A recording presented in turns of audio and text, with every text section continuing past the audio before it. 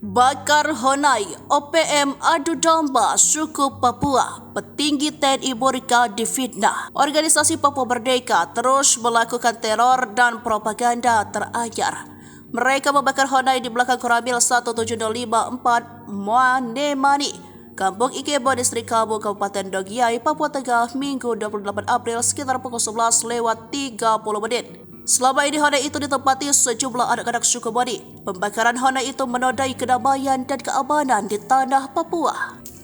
Kejadian itu memicu perang suku antara suku Boni dengan suku Mi di Kabupaten Nabire. Kepala Penerangan Kodam Kapendam Cendrawasih Letkol Infanteri Chandra Kurniawan menegaskan pelaku pembakaran merupakan OPM. Honai digunakan sebagai tempat penampungan anak-anak untuk bersekolah, namun OPM bakar juga. Ini sudah keterlaluan, jelas Chandra. Setelah membakar Honai, OPM dan simpatisannya menyebar berita hoax dan fitnah dengan membuat atau mengupload video pendek menyebut TNI sebagai pelakunya. Sudah bisa dipastikan bukan TNI, justru prajurit TNI menjadi guru dan orang tua dari anak-anak tersebut, kata Chandra.